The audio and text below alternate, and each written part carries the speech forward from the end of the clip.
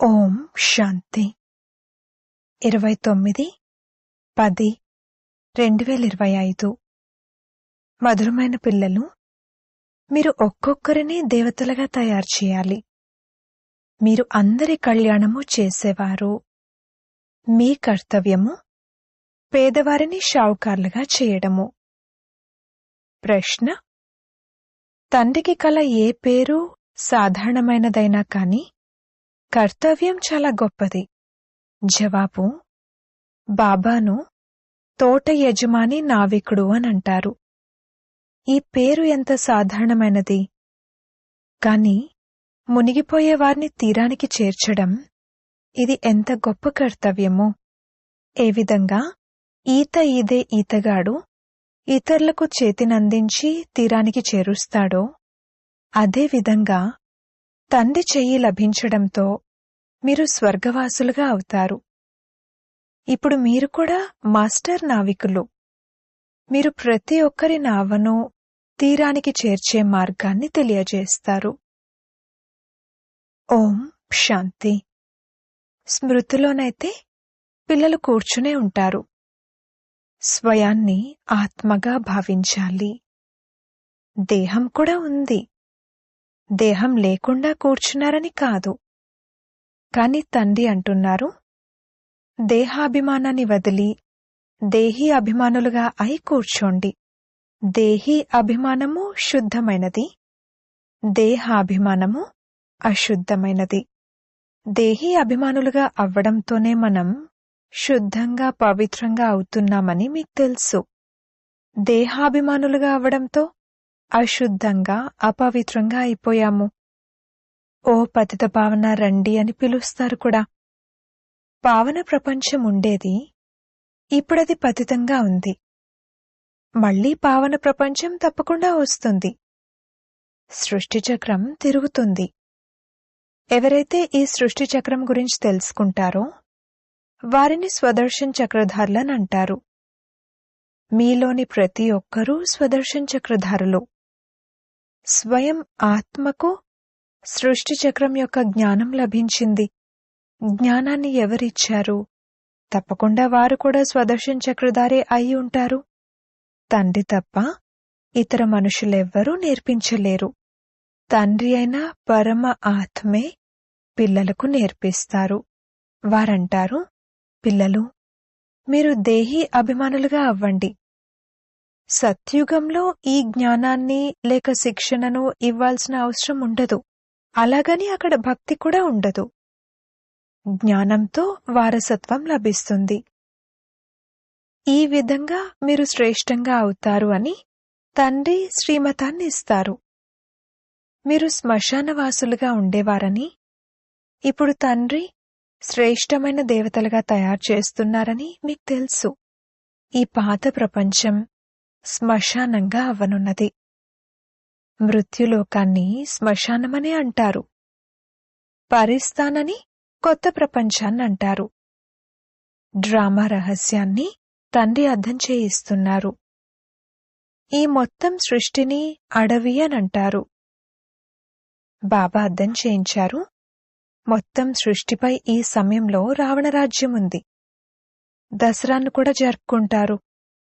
ఎంత సంతోషపడతారు.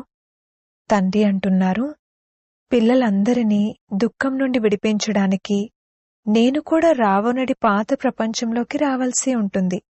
ఒక కథను వినిపిస్తారు. నీకు మొదట సుఖం కావాలా లేదా దుఃఖం కావాలా అని ఎవరో అడిగారు. అప్పుడు సుఖం కావాలనన్నారు. సుఖంలోకి వెళ్ళినట్లయితే అక్కడకు ఎటువంటి యమదూతలు మొదలైన వారు రాలేరు. ఇది కూడా ఒక కథ. తండ్రి చెప్తున్నారు, సుఖధామంలోకి ఎప్పుడూ కాలుడు రాడు. అది అమరపురిగా అవుతుంది. మీరు మృత్యుపై విజయం పొందుతారు. మీరు ఎంత సర్వశక్తివంతులుగా అవుతారు. అక్కడెప్పుడూ ఫలానా వారు మరణించారు అని అనరు. అక్కడ మరణమనే పేరే ఉండదు. ఒక శరీరాన్ని వదిలి మరొకటి తీసుకుంటారు.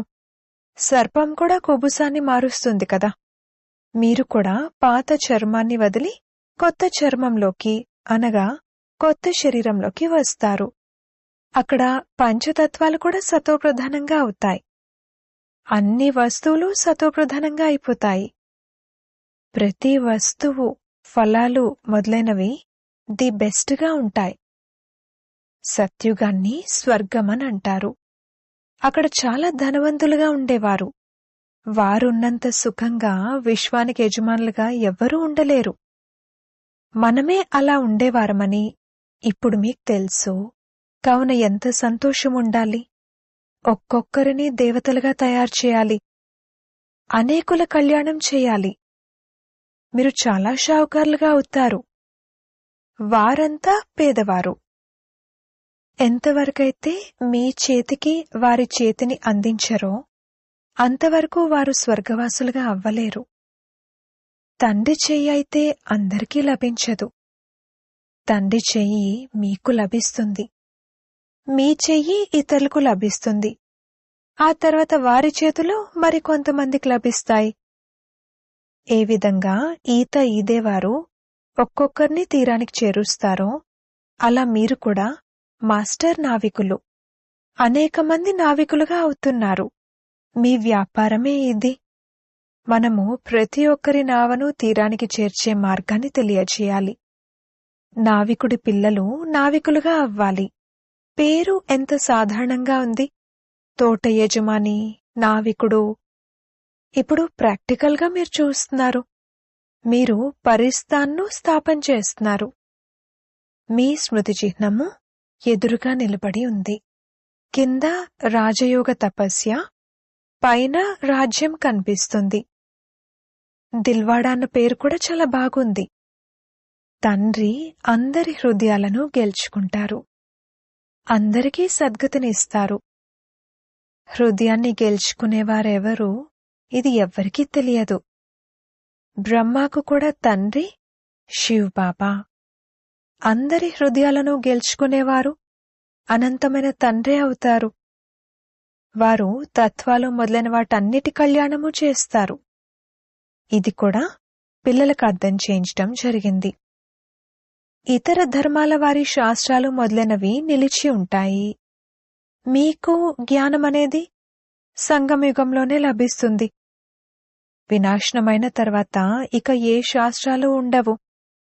శాస్త్రాలు భక్తి మార్గానికి గుర్తు. ఇది జ్ఞానము. తేడా చూశారు కదా. భక్తి అపారంగా ఉంది. దేవీలు మొదలైన వారి పూజల కోసం ఎంత ఖర్చు చేస్తారు. తండ్రి అంటున్నారు, వీటి ద్వారా అల్పకాలికమైన సుఖం ఉంటుంది. ఎటువంటి భావన పెట్టుకుంటారో అది నెరవేరుతుంది. దేవీలను అలంకరిస్తూ ఉండగా ఎవరికైనా సాక్షాత్కారం జరిగితే ఇక చాలా సంతోషిస్తారు. కాని లాభమేమీ ఉండదు. మీరా పేరు కూడా మహిమ చేయబడింది. భక్తుల మాల ఉంది కదా. స్త్రీలలో మీరాను, పురుషులలో నారదుణ్ణి భక్త శిరోమణులుగా భావిస్తారు. పిల్లలైన మీలో కూడా నంబర్వారుగా ఉన్నారు. మాలలోని పూసలైతే చాలామంది ఉన్నారు. పైన ఉన్న పుష్పం బాబా, ఆ తర్వాత జంట పూసలు. ఆ పుష్పానికి అందరూ నమస్కరిస్తారు. ఒక్కొక్క పూసకు నమస్కరిస్తారు. రుద్రయజ్ఞాన్ని రచించినప్పుడు అందులో కూడా ఎక్కువ పూజ శివునికి చేస్తారు. శాలిగ్రామాలకు అంత పూజ చేయరు. మొత్తం ధ్యాసంతా శివుని వైపే ఉంటుంది. ఎందుకంటే ఇప్పుడు మీరు పావనంగా అవుతున్నారు కదా. ఇలా శివ్ బాబా ద్వారానే శాలిగ్రామాలు ఇంత చురుకైన వారిగా అయ్యారు. పతిత పావనుడైన తండ్రి యొక్క పిల్లలైన మీరు కూడా మాస్టర్ పతిత పావనులు. ఒకవేళ ఎవ్వరికీ మార్గాన్ని తెలియజేయకపోతే చాలా చిన్న పదవి లభిస్తుంది. అయినా తండ్రినైతే కలుసుకున్నారు కదా, అది కూడా తక్కువేమీ కాదు. అందరికీ తండ్రి వారొక్కరే. శ్రీకృష్ణుని కోసం ఈ విధంగా అనరు. శ్రీకృష్ణుడు ఎవరికి తండ్రి అవుతారు? శ్రీకృష్ణుణ్ణి తండ్రి అని అనరు. పిల్లలను తండ్రి అని అనలేరు. వివాహమైన తర్వాత బిడ్డ జన్మించినప్పుడు తండ్రి అని అంటారు. ఆ బిడ్డే వారిని తండ్రి అని సంబోధిస్తాడు. ఇతరులెవ్వరూ ఇలా అనలేరు. ఇకపోతే వృద్ధులెవర్నైనా బాపూజీ అని అంటారు. వీరు శివబాబా అయితే అందరికీ తండ్రి, బ్రదర్హుడ్, సోదర భావం అని పాడతారు కూడా. ఈశ్వరుణ్ణి సర్వవ్యాపి అన్నట్లయితే ఫాదర్హుడ్ పితృభావం అవుతుంది. పిల్లలైన మీరు పెద్ద పెద్ద సభలలో అర్థం చేయించవలసి ఉంటుంది. ఎప్పుడైనా ఎక్కడైనా భాషణ చేసేందుకు వెళ్లవలసి ఉంటే ఏ టాపిక్ పైనైతే భాషణ చేయవలసి ఉంటుందో దానిపై విచారసాగర మంథనం చేసి రాసుకోవాలి. తండ్రి అయితే విచారసాగర మంథనం చేయనవసరం లేదు. కల్పకృతం ఏదైతే వినిపించారో దానిని వినిపించి వెళ్లిపోతారు. మీరైతే టాపిక్ పై అర్థం చేయించాలి. మొదట రాసుకుని ఆ తర్వాత చదువుకోవాలి. భాషణ చేసిన తర్వాత ఫలానా పాయింట్లు చెప్పలేదే అని గుర్తుకొస్తుంది. ఇవి అర్థం చేయించుంటే బావుండేది అని అనిపిస్తుంది. ఎన్నో కొన్ని పాయింట్లు మర్చిపోతారు. ఇలా జరుగుతూ ఉంటుంది. సోదరీ సోదరులారా, ఆత్మాభిమానులుగా అయి కూర్చోండి అని మొట్టమొదట ఇలా చెప్పవలసి ఉంటుంది. ఇదైతే ఎప్పుడూ మర్చిపోకూడదు. ఇటువంటి సమాచారాన్ని బాబాకెవ్వరూ రాయరు. మొట్టమొదట అందరికీ చెప్పాలి, ఆత్మాభిమానులుగా అయి కూర్చోండి. ఆత్మలైన మీరు అవినాశి. ఇప్పుడు తండ్రి వచ్చి జ్ఞానాన్ని ఇస్తున్నారు. తండ్రి చెప్తున్నారు, నన్ను స్మృతి చేసినట్లయితే వికర్మలు వినాశనమవుతాయి. దేహదారులెవ్వరినీ స్మృతి చేయకండి. స్వయాన్ని ఆత్మగా భావించండి. మనము అక్కడి నివాసులము. మన బాబా కళ్యాణకారి అయిన శివుడు. ఆత్మలమైన మనము వారి పిల్లలము. తండ్రి అంటారు, ఆత్మాభిమానులుగా అవ్వండి. నేను ఒక ఆత్మను. తండ్రి స్మృతితో వికర్మలు వినాశనమవుతాయి. గంగా స్నానాలు మొదలైన వాటితో వికర్మలు వినాశనం అవ్వవు. మీరు నన్ను స్మృతి చేయండి అని తండ్రి యొక్క డైరెక్షన్ ఉంది. వారు గీతను చదువుతారు. యదా యదా హి ధర్మస్య అని అంటారు కాని అర్థమేమీ తెలియదు.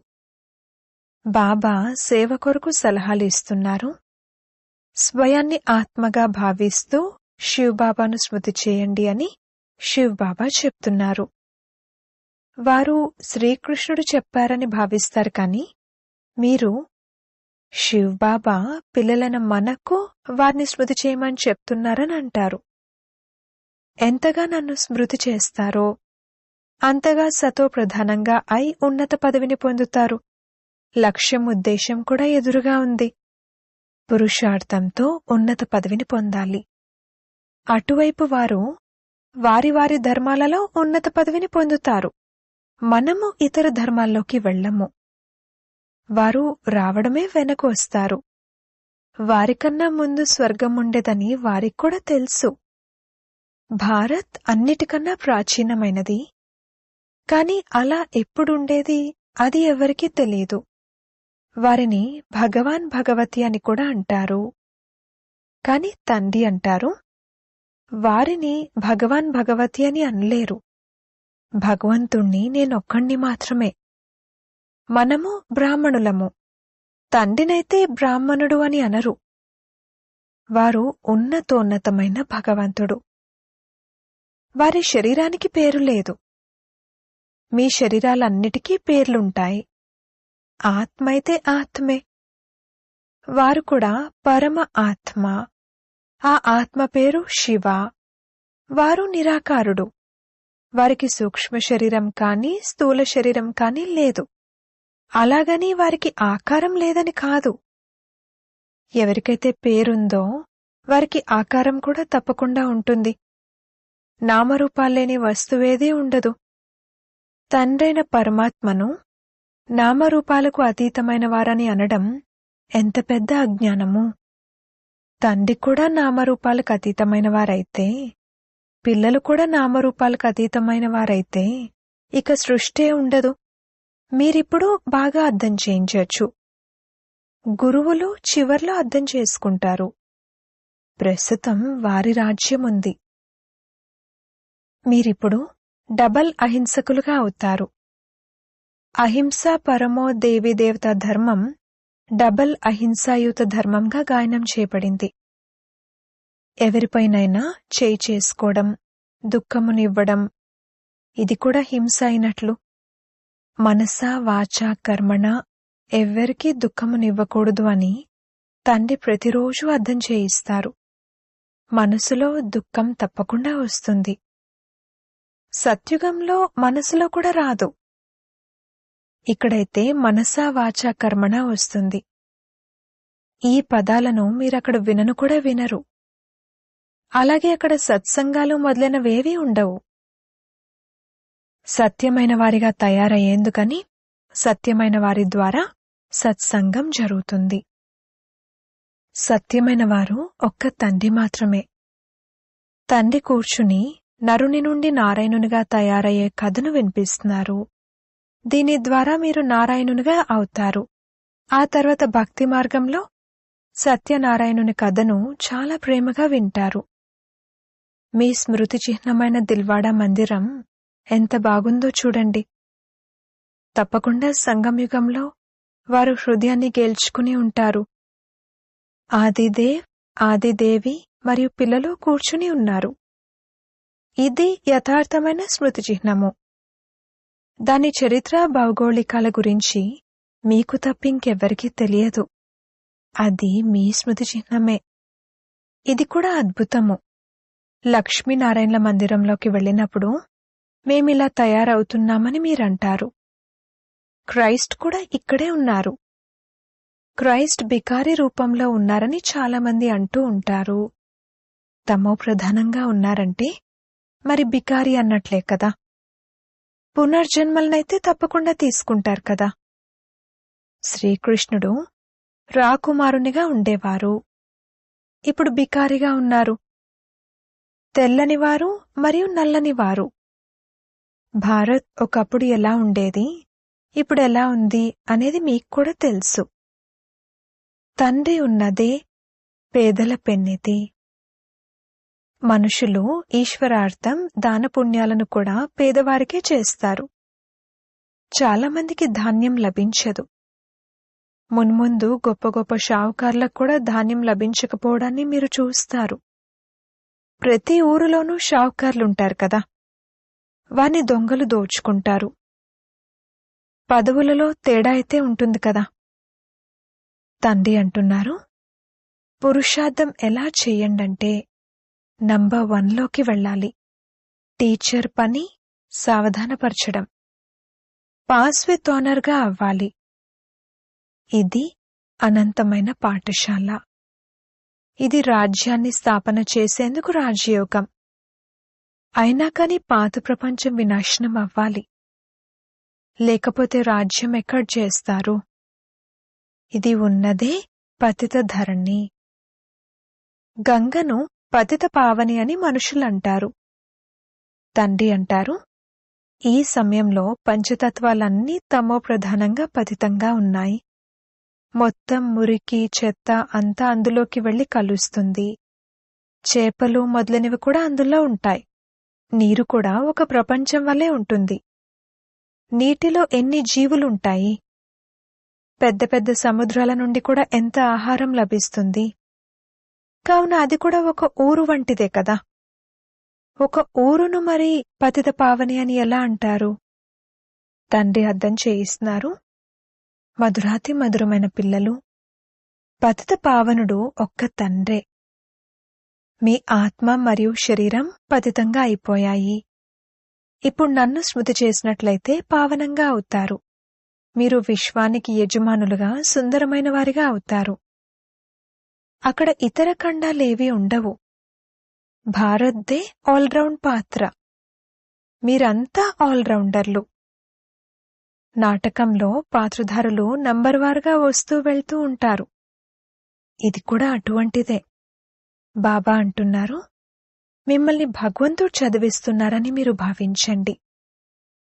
మనము పతిత పావనుడైన గాడ్ ఫాదర్లీ విద్యార్థులము.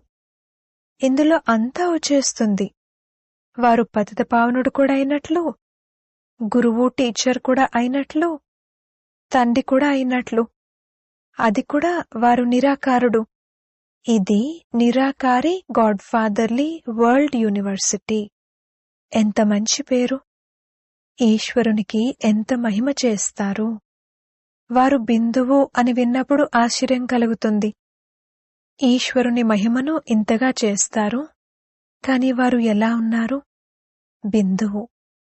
వారిలో పాత్ర ఎంతగా నిండి ఉంది. ఇప్పుడు తండ్రి అంటున్నారు, దేహం ఉంటూ కూడా, గృహస్థ వ్యవహారంలో ఉంటూ కూడా నన్నొక్కరినే స్మృతి చేయండి. భక్తి మార్గంలో ఏదైతే నవవిధ భక్తిని చేస్తారో దానిని సతో ప్రధానమైన నవవిధ భక్తి అని అంటారు. ఆ భక్తి ఎంత తీవ్రమైన భక్తిగా ఉంటుంది. ఇప్పుడు అదే విధంగా స్మృతిలో తీవ్రవేగం కావాలి. తీవ్రమైన స్మృతి చేసేవారి పేరే ఉన్నతంగా అవుతుంది. వారు విజయమాలలోని మణులుగా అవుతారు. అచ్చా, మధురాతి మధురమైన సిక్కిలది పిల్లలకు మాతాపిత బాప్దాదాల ప్రియ స్మృతులు మరియు గుడ్ మార్నింగ్. ఆత్మిక పిల్లలకు ఆత్మిక తండ్రి నమస్తే. ధారణ కొరకు ముఖ్య సారము. మొదటి పాయింట్, నరుడి నుండి నారాయణుడిగా అయ్యేందుకు రోజూ సత్యమైన తండ్రి నుండి వినాలి. సత్యమైన వారి సాంగత్యం చేయాలి. ఎప్పుడూ మనసా వాచా కర్మణ ఎవ్వరికీ దుఃఖమునివ్వకూడదు. రెండవ పాయింట్, విజయమాలలో మణిగా అయ్యేందుకు మరియు పాస్ విత్ ఆనర్గా అయ్యేందుకు స్మృతి వేగాన్ని తీవ్రతరం చేయాలి. మాస్టర్ పతిత పావనులుగా అయి అందరినీ పావనంగా తయారుచేసి సేవ చేయాలి.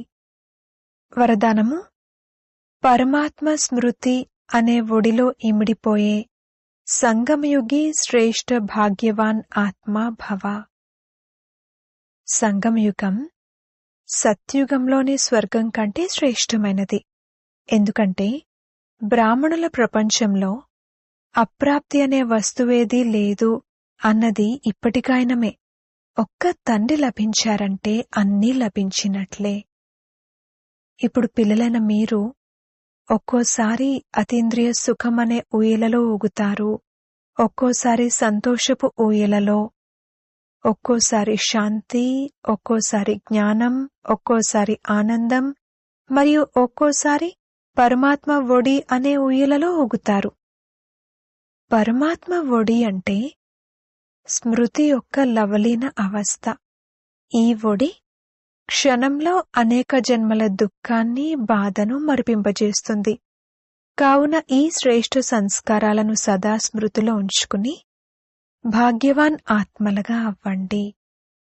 స్లోగన్, ఎటువంటి సుపుత్రులుగా అవ్వండి అంటే బాబా మీ పాటలు పాడాలి మరియు మీరు బాబా పాటలు పాడాలి.